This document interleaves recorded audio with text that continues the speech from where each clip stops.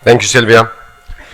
Dear members, distinguished guests, good afternoon and a very warm welcome to this month's luncheon. I want to echo what Sylvia said and welcome a dear friend to the AmCham family, His Excellency Dr. Amr Talaat, the Minister of Communication and Information Technology. The topic of today's speech revolves around the disruptions, the technology, the digital transformations, not just AI coming our way, quantum computing, and many other issues that are both disruptive but are also gateways for innovation. So the world is experiencing an accelerated evolution in advanced technological innovations. And digital transformations are going well beyond the sector of information and communication technology as we know it. And it's impacting different sectors in the economy, the lives and livelihoods, but also society at large. Today, the ICT sector is no longer a service sector per se, but rather a combination of obviously being service-oriented, but also production-driven industry that in many ways represents the foundation of sustainable development, growth, competitiveness, and innovation. No nation can hope to achieve scalable progress without a robust digital economy, which can only be realized through investing in human capital. And I emphasize, the first and foremost important element in the entire technology infrastructure is the human capital, the talent. Enabling digital transformation, the infrastructure itself, building equitable access to knowledge, safeguarding digital rights, and fostering a competitive, innovative ICT industry.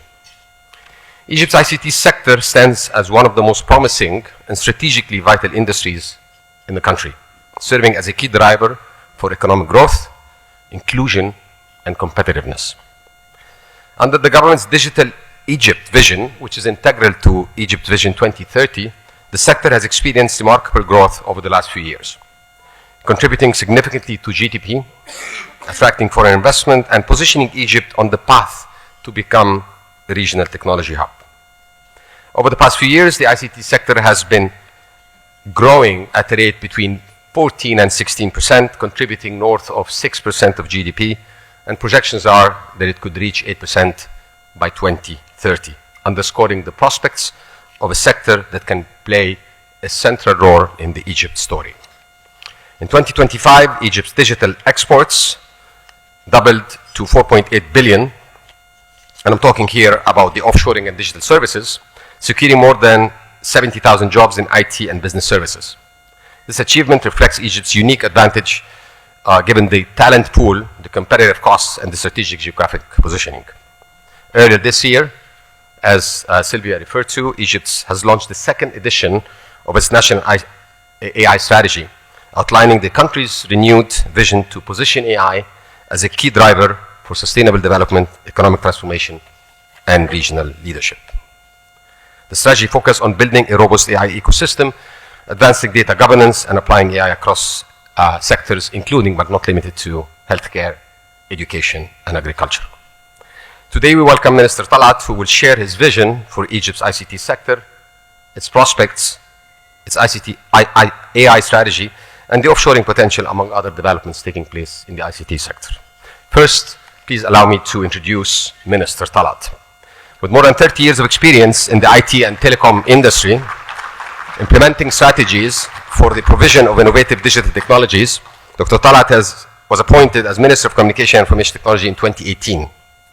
Before his appointment as Minister, Dr. Talaat served as General Manager for IBM for 8 years.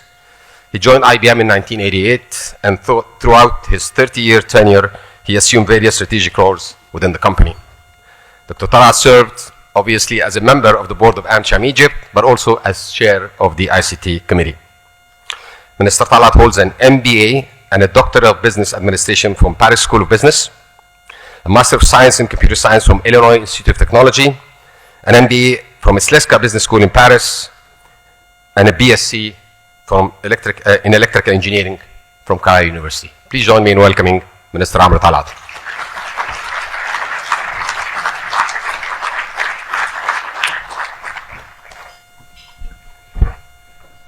Thank you, Dr. Sharif.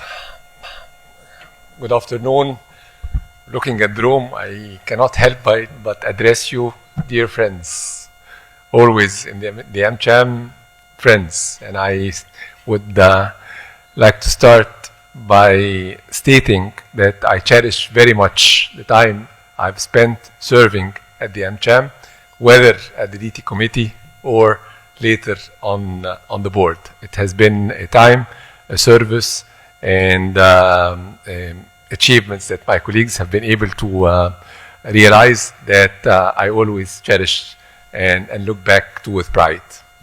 I'll try in the coming hopefully 30 minutes walk you through what we're trying to do in the ICT sector. Always a pleasure to come and stand before you and update you on where we are in building Digital Egypt and what we've been trying to achieve in this respect over the pillars that the strategy aim to serve. So our strategy remains focused on several pillars that we believe are impactful to our society and our economy. First and foremost are the jobs, creating more jobs in the market. And this concretizes what maybe Dr. Sharif has mentioned at his intro, that the ICT sector has transformed throughout the years from a sector that is solely focused on services. Of course, services and rendering services remain a pivotal and cornerstone of the strategy, but added to it an equally important role, which is our contribution to the economy and to job creation and to experts, as I'm going to try and explain. So first and foremost is the creation of jobs in a digital or a knowledge-based economy, our contribution to the GDP and to experts, modernizing the government services and rendering services digitally and smoothly and well-governed to our citizens, and promoting digital innovation and fostering an ecosystem that that would encourage more and more people to think leveraging the advance of the new technologies within the ICT sector at large. And I'll come to that, maybe addressing our strategy and what we're trying to do in AI and quantum computing and other modern technologies. The enablers remain the same: a legislative environment that is efficient, transparent, and does help the advancement of the industry, the private sector, as well as civil society, as well as government, and of course a resilient and growing digital infrastructure that enables the ecosystem at large and in general. Let me start with the jobs and what we're trying to do in terms of this. And it all starts, again, I'll build on my dear friends, Dr. Sharif intro. It all starts with talent. This is, in our belief at the Ministry of ICT, is the most valuable asset Egypt does own when it comes to the ICT sector. It's easy to buy technology. It's much easier to acquire equipment. It's the talent that differentiates us. And it's the talent that we need to keep investing in, growing, supporting, and leveraging. Trying to do this, we've built throughout the years a strategy for expanding our talent pool, sharpening the skills of our people, and expanding this base as much as we can.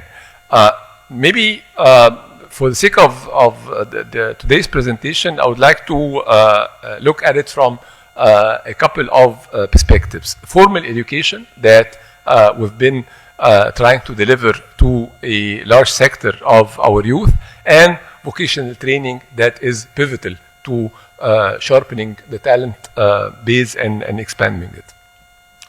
Formal education, we started back in 2021 with one school that we call We Schools. We Schools are schools that start in year 10 to year 12, where students receive the formal, regular secondary education and curricula that is regulated by the Ministry of Education, in addition to a condensed curricula of 4 or 5 ICT specializations. We started with one school in Cairo, and then we were surprised, actually, with the people that believed in the idea and the people that are trying to apply to the school. So we added 5 and kept adding. This year, alhamdulillah, we reached the vision that we started with, a school in each governorate. So now we have 27 We Schools, 1 in each governorate. One of the best, most favorite activities I enjoy is when I visit one of the governorates and I go and visit We School in the governorate and see our young people, very promising, very enthusiastic, great positive energy and vibe within the school. Everybody is believing in the idea. Great, bright people that affirms our belief that it is all about skills and it's all about our people and our youth. This is, sorry to take a minute in this, but this is a picture that I really like. It is in the school at El Wadi Jadid. And what's astonishing is that at El Wadi Jadid school, I met girls who left their homes 300 kilometers away. You know, El Wadi Jadid is the largest governorate in Egypt. So they left and they came to El Kharga to study at the school, and their families and their parents accepted the idea that a 15-year-old girl would go and stay alone in a 300 kilometer away city in order to study at the school. A real affirmation that people do believe in the value of these schools. The second, maybe other pole of education is the university. We started this by establishing Egypt's University of Informatics back in 2019 in collaboration with 3 very distinguished universities in North America. This year we just celebrated the graduation of the first cohort from the computer science faculty.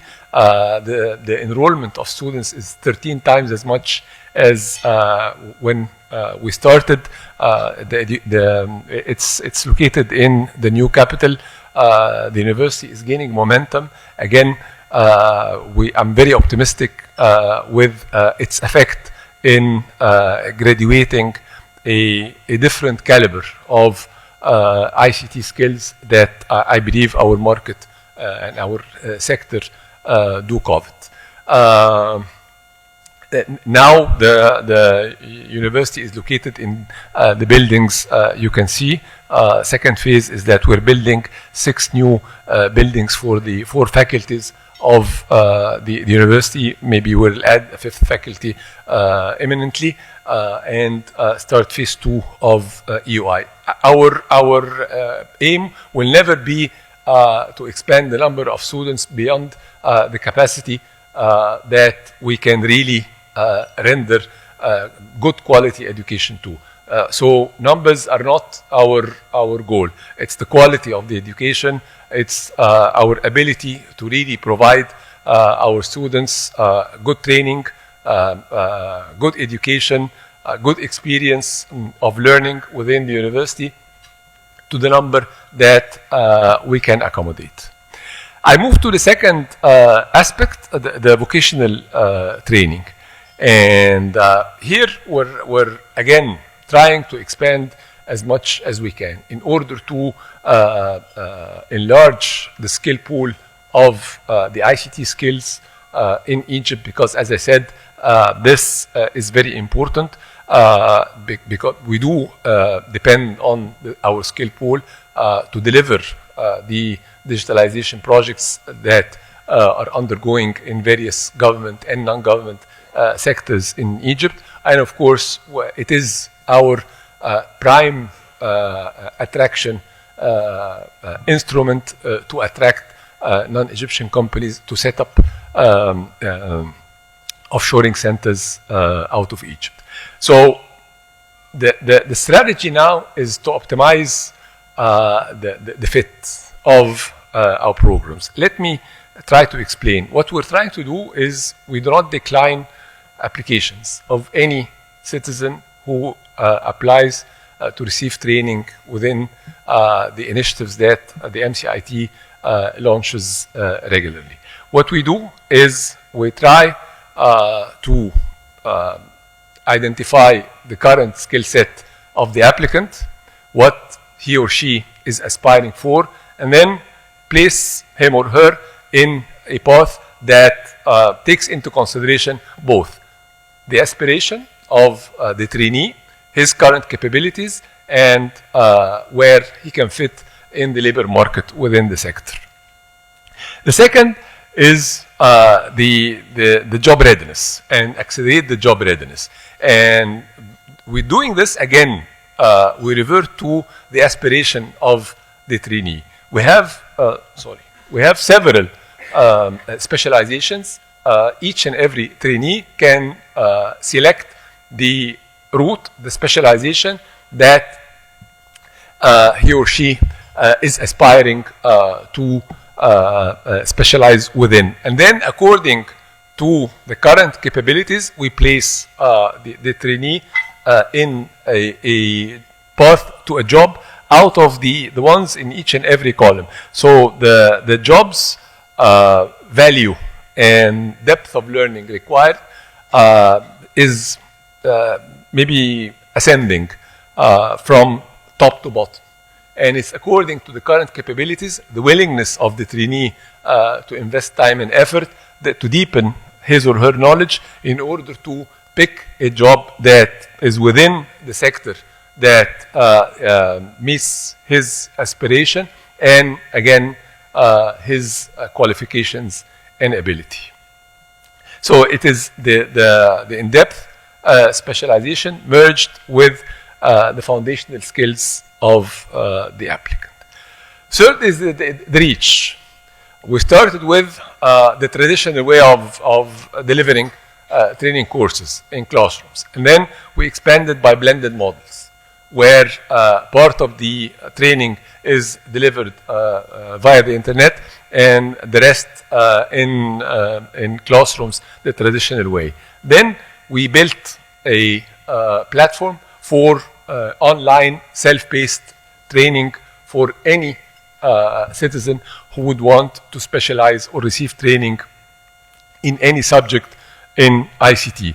Currently, we have 1,700 hours of lectures that are recorded by subject matter experts within the subjects available for all citizens. 650,000 Egyptians have already enrolled on the platform. The platform has won the UNESCO award in 2025, being the most influential project with a societal impact in the Middle East. My colleagues are very proud of this, and I see that their achievement is really well recognized by such a distinguished organization as the UNESCO. The fourth is the soft skills. And of course, I do not need to preach about that. The room is full of executives who know better than I do the importance and vitality of soft skills in qualifying for a job, being equally important, if not exceeding the importance of the technical education. So we're well aware of that, and we're trying to build a comprehensive skill set within our trainees: technical skills, practical training, linguistic skills, soft skills, freelancing, and entrepreneurship skills. Out of all this, I'll maybe pick up freelancing because I'm a firm believer that freelancing is well suited for a very wide sector of our citizens, especially in rural areas where the domestic economy within villages or small cities and towns in rural areas would never generate jobs in sophisticated ICT disciplines like the one I just presented. So the only solution to create jobs in these areas for the trainees that complete the training is through freelancing. That to create jobs that transcends beyond the geographical borders of their town or village or even governorate.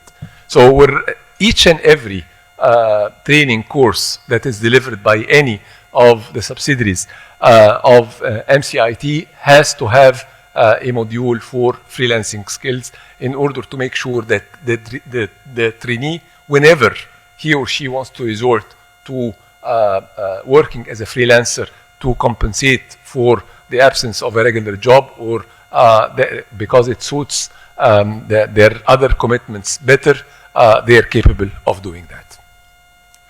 And the fifth, but equally important pillar or boundary to our strategy is the continuous adaptation to the demand.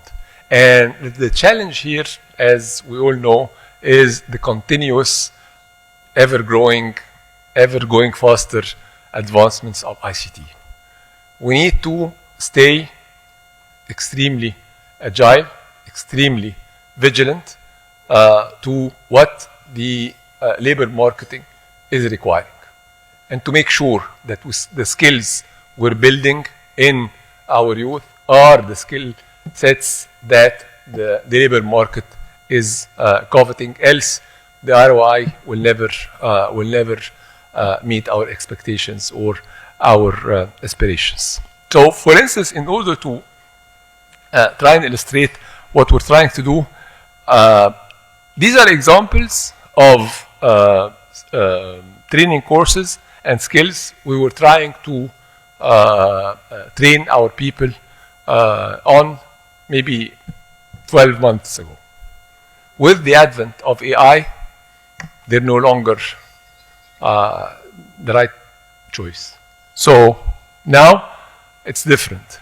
Now AI has to be part of what each and every employee is doing as a tool, as a co-pilot, as an assistant. And now we train our people, instead of training our people to write software, we train our people to use AI in order to generate software and so forth. So this agility and this vigilance on the continuous modernizing of our curricula, I believe, is extremely important. Also, we're expanding our training courses for various sectors of our society where AI is essential and comes into play, for lawyers, for journalists, for judges, because we believe it's now a common denominator for everybody. And we're, of course, going to expand this for architects, for doctors, for physicians, for pharmacists. Everybody needs to know how to exploit AI to increase and improve their efficiency and ability to deliver on their jobs. So a training course is readily available for free for each and every Egyptian age 80 to 88. This is our motto, and this is what we stick and adhere to in our strategy. We started with 4,000 trainees a year back in 2018. Last year, we accomplished 500,000. This year, this fiscal year, we're aspiring for 800,000. We're mid the fiscal year, so I'm pleased to report to you that we're on target.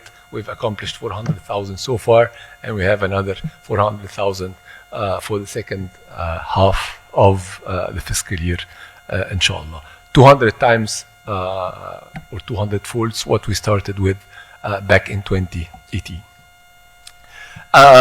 Moving to the second pillar of the strategy, the offshoring.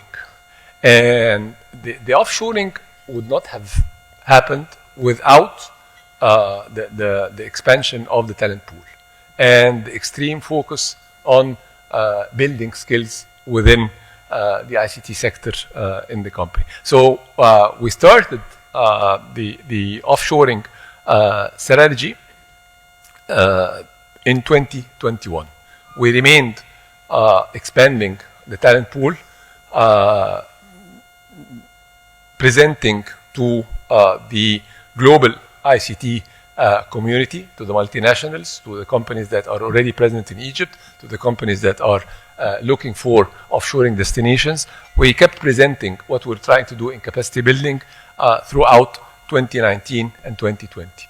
2021, we started reaping the results. The companies starting realizing that this is strategic. This is not a hype. This is continuous. And this is growing. So we started gaining trust of the multinationals to come and further expand their existence. We didn't start from zero, to be fair. There are a lot of pioneers who did great work, especially before 2011, in this respect. So we built on what has been achieved by the pioneers of the sector, maybe because of the circumstances that we've confronted in Egypt 2011 onwards. There was a hiccup, but then we were trying to regain what has the momentum that has started prior to 2011 incidents. As I said, 2022 was the start of building the momentum we experience till today. And then we held a signing ceremony for 29 multinationals to expand their offshoring centers or create new offshoring centers with the aim of creating 34,000 jobs. We tried to shed more light on it by inviting His Excellency the Prime Minister to witness the signings in November 2022. We continued the growth. We continued the focus on the offshoring.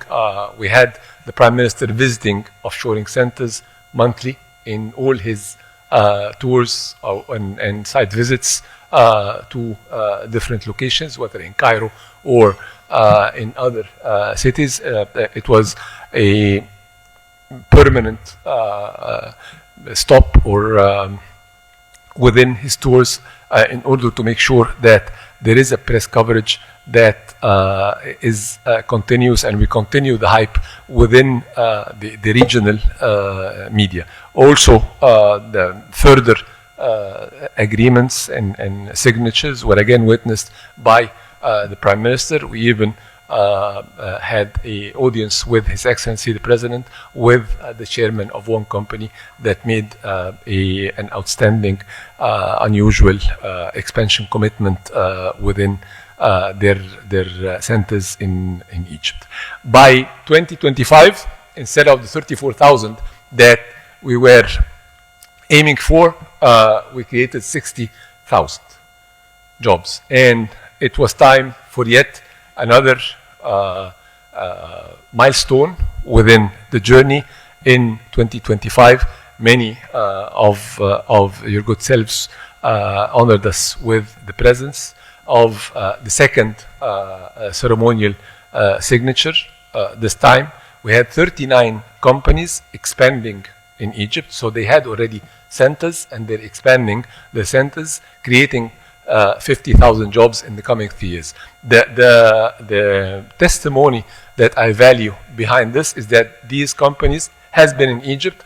It's a good experience, so they decided to expand in Egypt. And this is something that we value, we extremely value.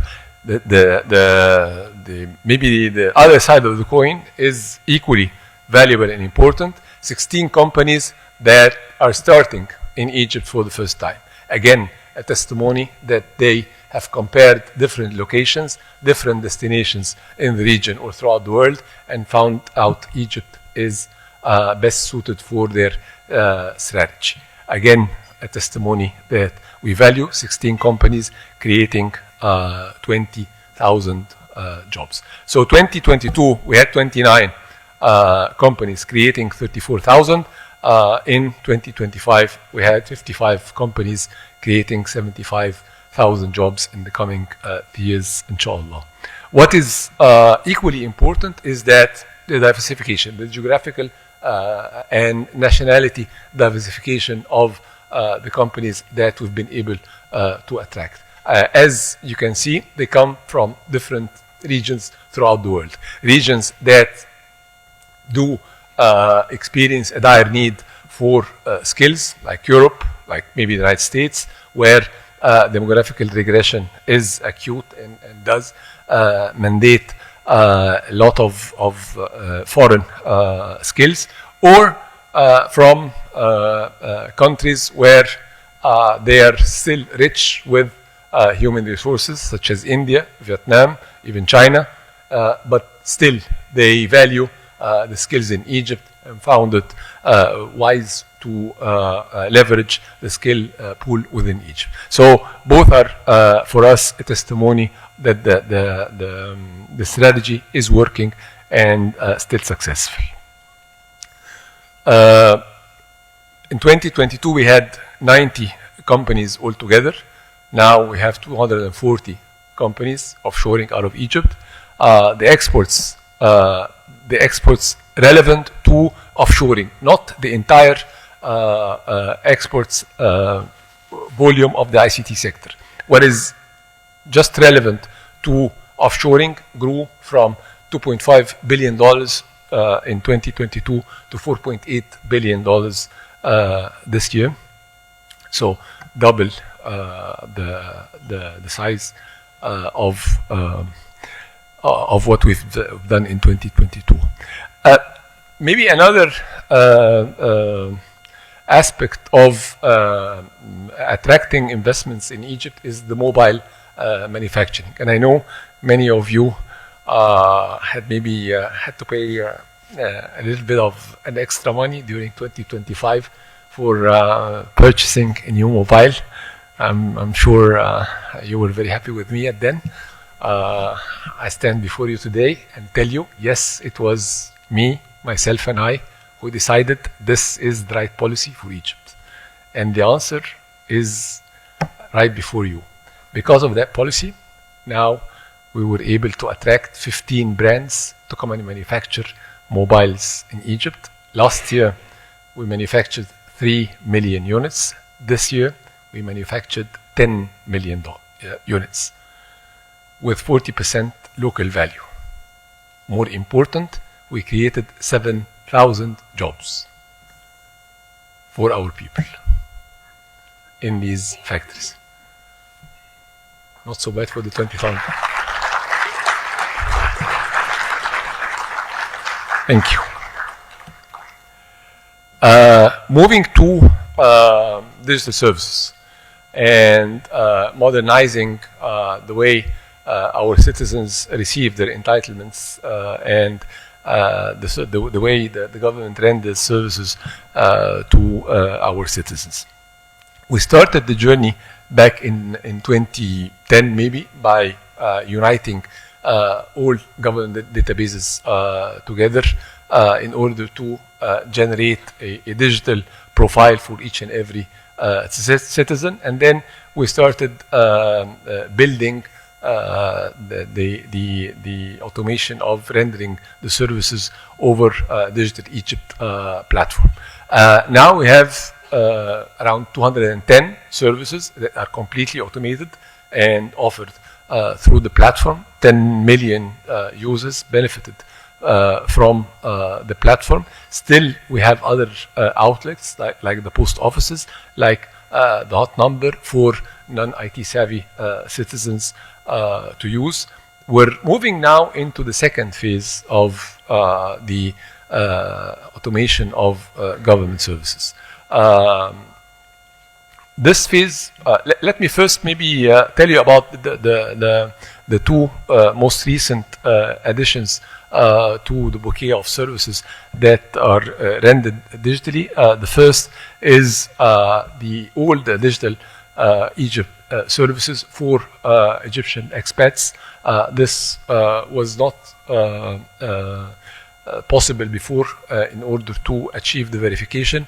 Now we've achieved this milestone, and we started availing the services to Egyptian citizens or Egyptian expats. The second is the digital clearance of the traffic violations certificate. We all know chat al-mukhalafat. Whenever you used to renew your car license, you need to bring to obtain a piece of paper from one government entity and present it to another government entity. And we maybe omitted this by tying up the systems of the two entities. Now it is no longer a required document. It is one step in a very long path that we continue to walk through in order to achieve a collaborative government where government organizations are able to exchange data without necessitating the citizen to obtain a document from one entity to present to another. Second phase, we're moving into another maybe stage of government services by introducing the capability of receiving services that necessitates the verification of identity over the web, such as the maybe توكيل. Yes. That of course needs your verification. Now we're going to introduce that you can verify yourself to the authority through the internet. We're building an application together with the Ministry of Interior. بطاقتي الرقمية. بطاقتي الرقمية is an application where with which you verify yourself over the web and hence receive all services that require identity verification without the need to visit the location where these services are rendered. AI, and where we are on AI. When I stood before you back in May, I tried to present what we've done with phase 1 or version 1 of our AI strategy that started back in 2019 and been executed throughout to 2024. We have achieved a leap forward of 46 ranks on the AI Readiness Index, and we started preparing for our strategy that we launched at the beginning of 2025. The strategy has 6 pillars to it. Data is the first. In terms of availing data, not only within the government apparatus, but the ability to avail data sets to the private sector.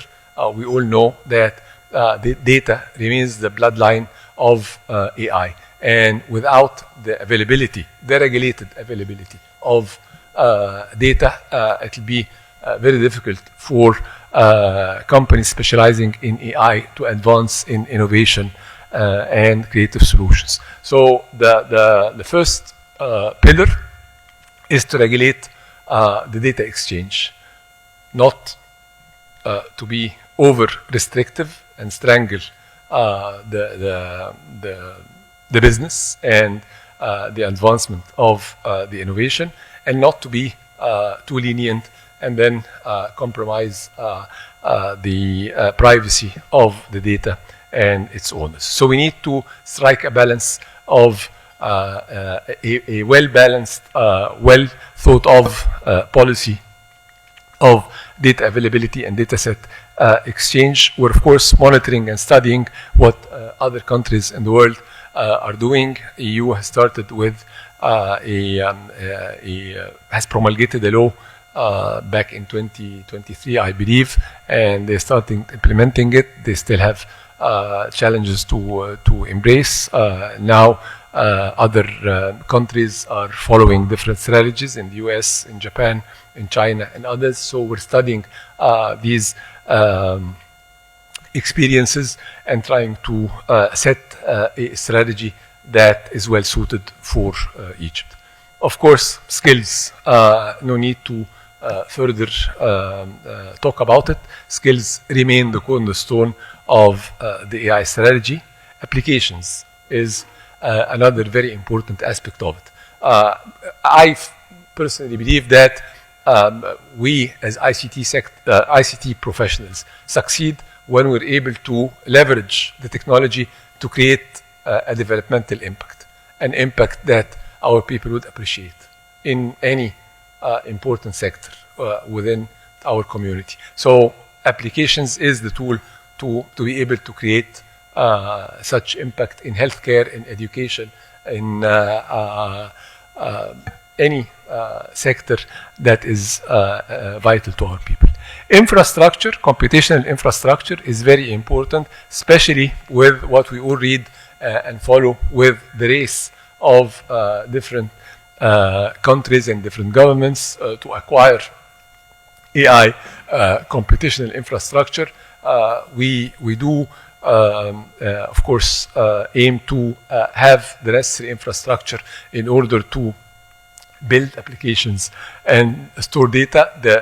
By necessary infrastructure, I do not only think of what we as government need in terms of GPUs and infrastructure, but equally important, what we can avail to the private sector, what we can avail to startups and SMEs working in AI or leveraging AI in their activities. We need to be able to avail computational capacity to these organizations in order to help them grow their business and improve their algorithms.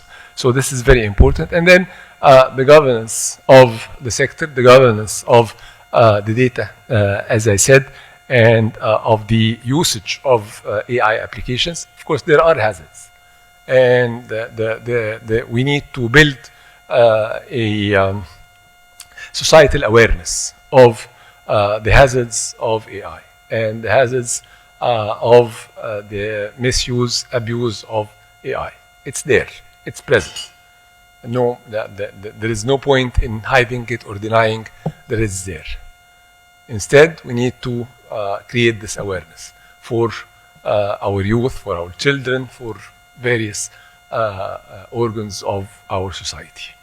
And then an ecosystem that is capable of leveraging AI positively and for good use.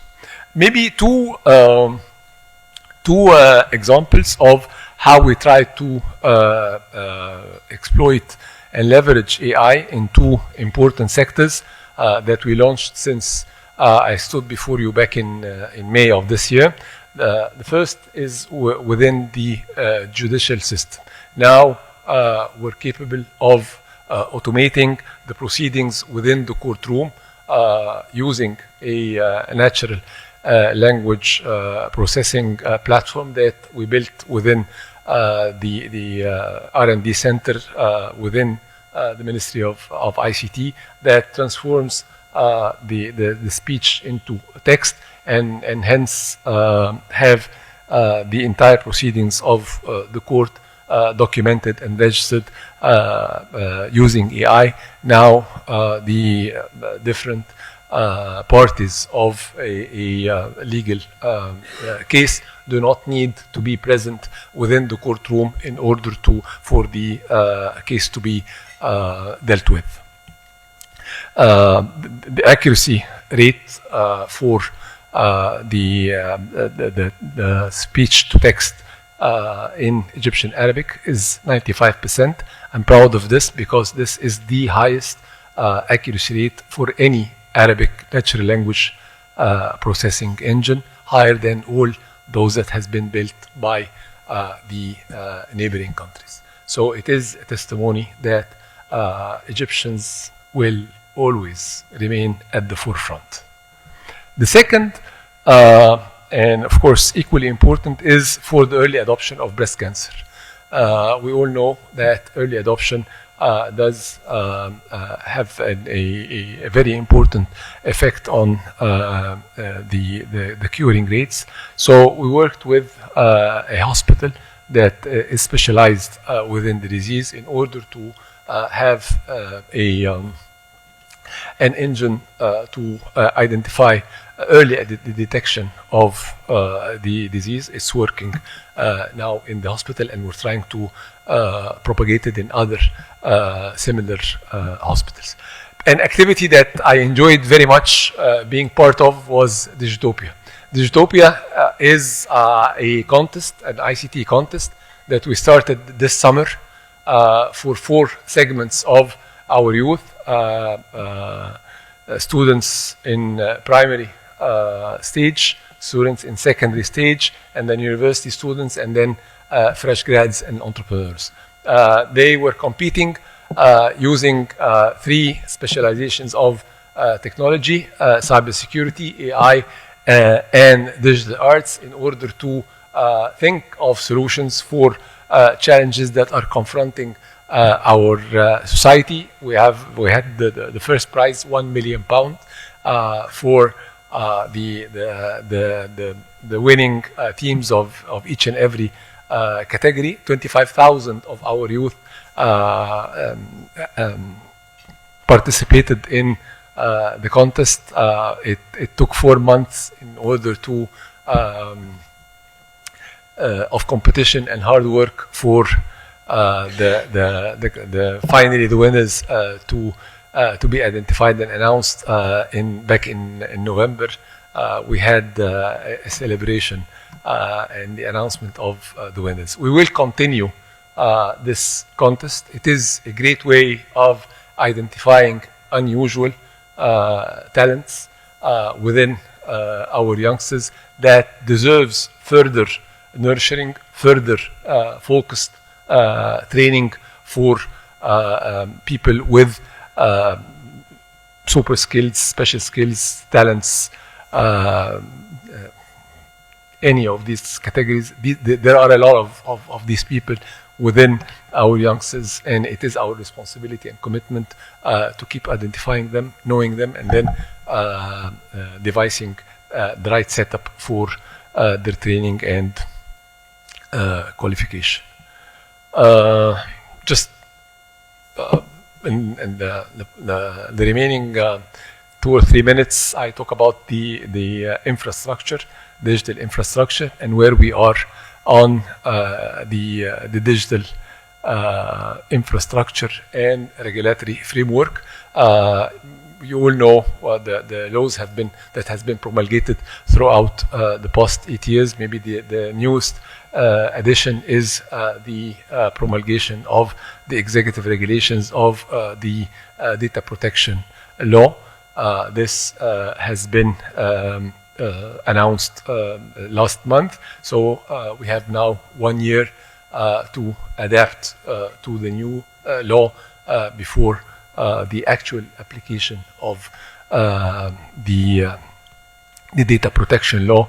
My colleagues are in continuous deliberations with the companies that are subject to phase 1 of this application, in order to make sure that they conform to the law within the year that started back in November. The second is the digital infrastructure. As you know, Egypt is unique when it comes to its digital infrastructure, because we do have the domestic infrastructure like all other countries, but we do also have the international infrastructure, the submarine cables that neighboring countries do depend on in order to receive internet services.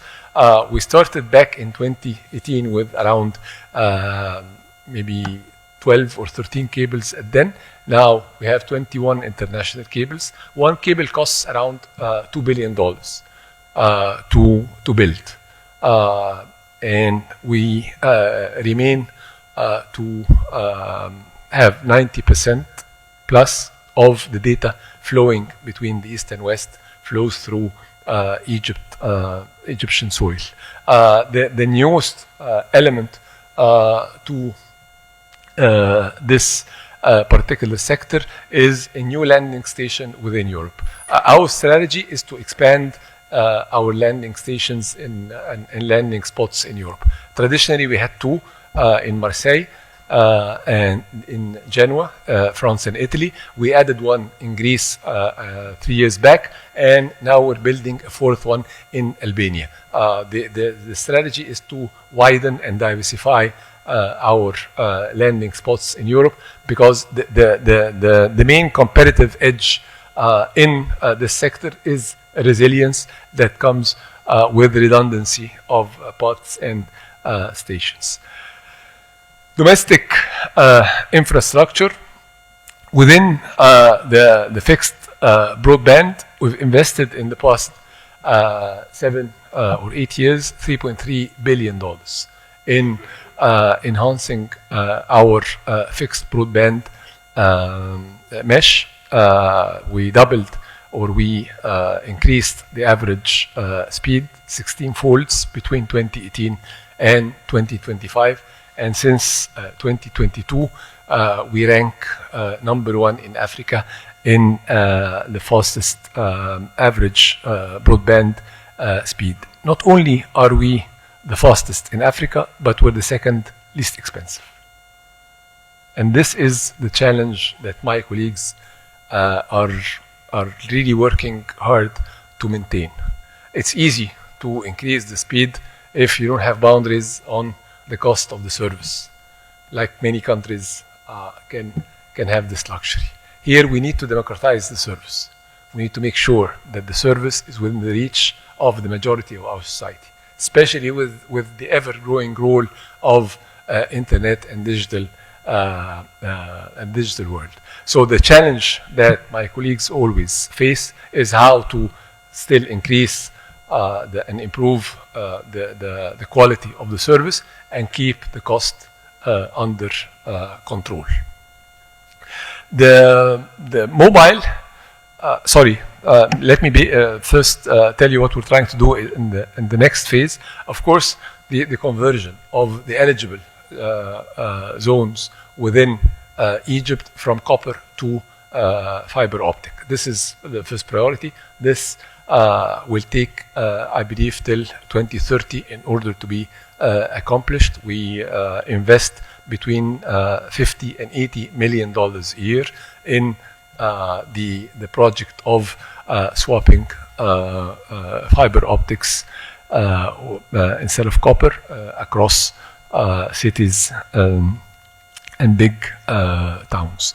The second equally important priority, I believe, is the expansion of the infrastructure in rural areas, whether through the urban communities, the gated communities. We make sure that FTTH is there even before people start inhabiting, and within the rural areas, fiberizing the entire set of villages within Egypt. We have around 5,000 villages in Egypt. With the project Haya Karima, we're fiberizing the entire network of fixed broadband in all our rural areas in Egypt. In mobile, we've invested $2.7 billion in the past 7 years. The frequency allocation, the spectrum allocation, has increased by 50%, mobile tower deployment by 100%, and the number of internet users has leapt forward by 132%, the traffic by 20 folds. Several maybe new services that I would like to bring your kind attention to. First is Wi-Fi calling, and this is maybe important for many of us in areas where there is a coverage issue. Wi-Fi calling is a feature that comes in handy, especially in basements and lower floors of high rises. Of course, 5G, you all know that we've launched the 5G during this year, and now we're in the rollout phase. We're trying hard with marketing tools, Shtiri Villa. We're trying to have the alerts. So far, we have cancelled or switched off 120,000 mobile sets of people who are not conforming to the regulations. 120,000 mobile sets. We don't switch off the line. We switch off the device for good.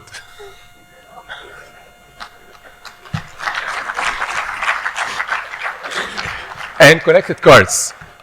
This is important, I believe, for many of you. All the modern cars now do have this feature that was disabled in Egypt for a very long time for reasons I never understood. Now, with a lot of work and deliberations that my colleagues has been able to go through, connected cars are enabled in Egypt. As usual, I always finish with KPIs and numbers. Our contribution to the GDP was 3.2%. Now it's north of 6%. Digital exports were $3.3 billion. Now we're at $7.4 billion. The ICT sector remains the highest growing sector in Egypt throughout the past 8 years, growing between 14 and 16% consistently quarter over quarter. Back in 2018, the World Bank categorized Egypt in Group C in the GovTech Maturity Index. Now, since 2024, we are in Group A. The ITU places Egypt in the most advanced quadrant of companies. And as I said, we remain number one in the fastest internet speed. Inshallah, Egypt will always remain number one. Thank you very much for listening.